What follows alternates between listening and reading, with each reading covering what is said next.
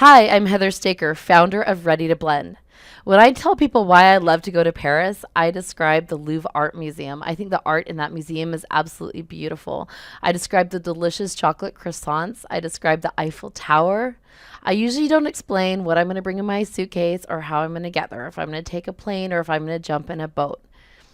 Sometimes when we describe how we want to redesign schools, we make the mistake of describing what we're going to pack in our suitcase or whether we're going to take Air France or Delta Airlines, instead of beginning with the Eiffel Tower and the chocolate croissants and all of the wonderful things to be found in Paris.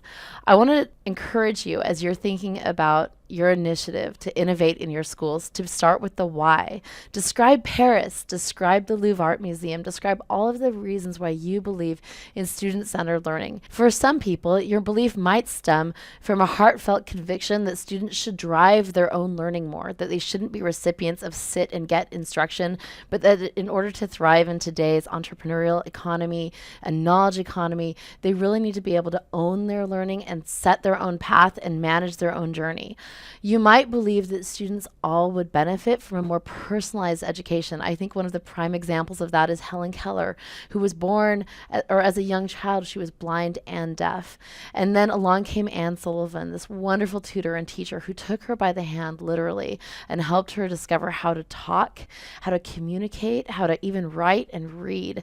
A fabulous example of a personal tutor and the value of personalizing education to the needs and circumstances, abilities, and special needs of every single learner. If I could, I'd give a personal tutor to every single student.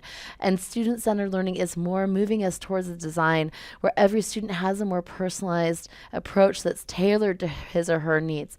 Or you might want to talk about a combination of all of these, an approach that's more like Benjamin Bloom discovered in his 1984 research, the Two Sigma study, when he discovered the importance of a more personalized environment, one-to-one tutoring with competency-based progression, so that students are really moving forward on their own pace.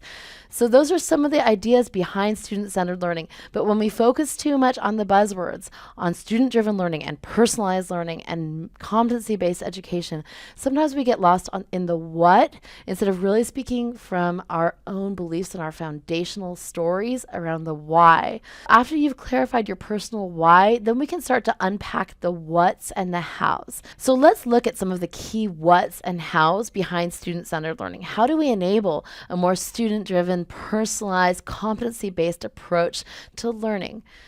One critical idea is that online and blended learning are technology enablers. They're technologies that are emerging to allow us to bring a more student-centered approach to every student.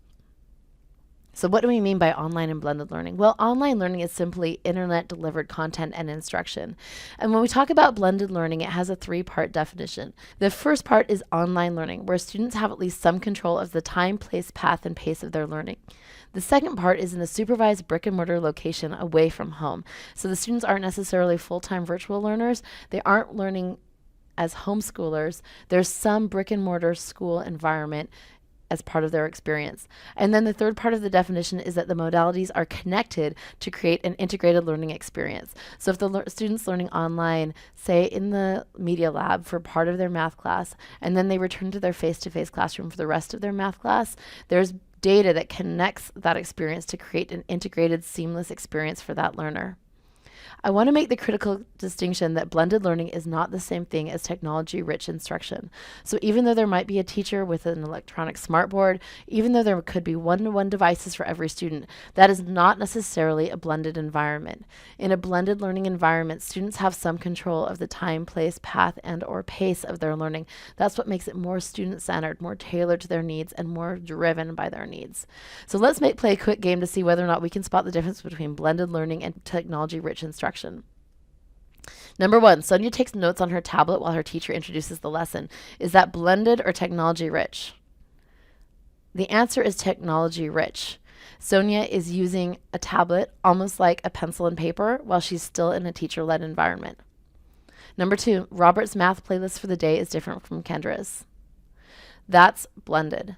In this case, Robert's personal circumstances are exerting some influence over whether he is doing one playlist or another. And so you're starting to see that control, that influence over his personalized pathway. Number 3, Miss Smith uses engaging videos to liven up her lectures. That's technology rich. Just because there's bling doesn't mean there's blend.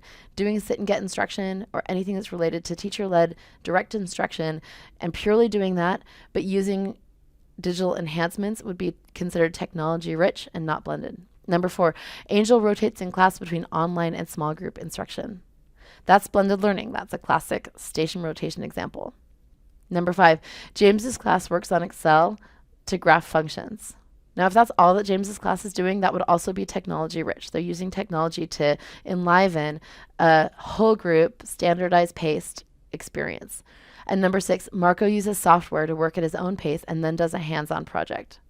That's an example of blended learning where Marco's doing his own work and then integrating with the whole group for a hands-on project. I want to give you now a quick overview of the models of blended learning so that you can use them as you're thinking about what to pack on your trip for Paris.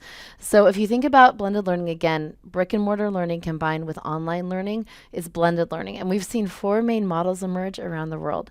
The first are rotation models. That's anytime that students are moving at fixed increments or the teacher's discretion among modalities. Among rotation models, there are 4 varieties.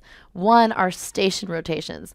The classic station rotation is maybe a 3 or 4 station rotation where the students are, say, learning online for a portion of the time, maybe 20 minutes, then rotating to small group teacher-led instruction, then perhaps rotating to an activity or a project, and you get the idea. They rotate at fixed increments. Another example of a rotation model is the lab rotation, where students are also rotating at fixed increments or at the teacher's discretion among modalities. One of them is online learning, but now they're rotating into a computer lab or media center for the online learning portion of the course. Usually they do that because the school doesn't have enough devices for every student to have one in their classroom, and so they're sharing in a media lab or center. The third rotation model is flipped classroom. In traditional conventional instruction, students are consuming the lesson or listening to the lecture in class and then doing the problem set or application or homework at home. In flipped classroom, it's flipped. So the students are now consuming the lecture or listening to the lecture, doing the online work at home, and then coming to class to apply it, to do the problem set, to do the practice exercise.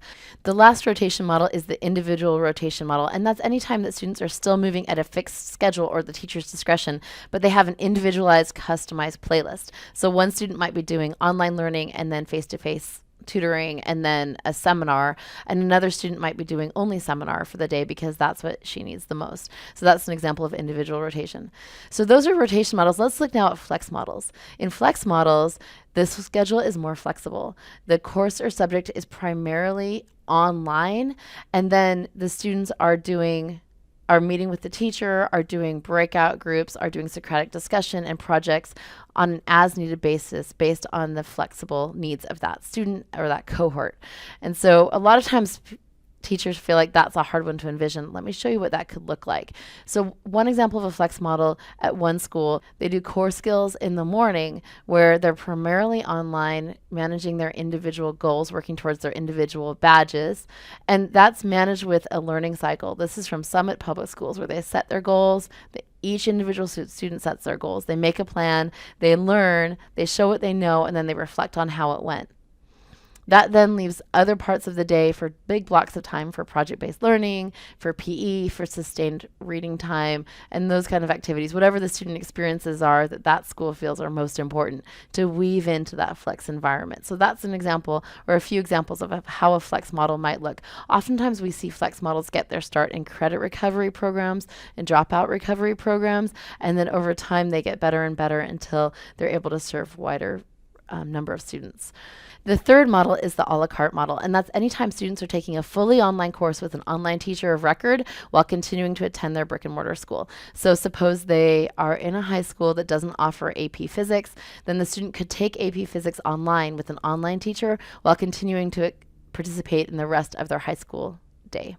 And then the last model is the enriched virtual model, and that's any time that students are coming to school maybe 2 days a week, 2 days a month for the face-to-face help and coaching, and then the rest of the time they're learning online. These got their start primarily with virtual schools that were fully virtual that said our students need more scaffolding and support. And so students would start to come to a learning center or a campus for some of their learning to get that support and help. So those are the models of blended learning. As you pack your bags and piece together the components of your design for a more student-centered classroom, I know that you'll be able to be more effective as a teacher to reach, engage, and motivate each of your students.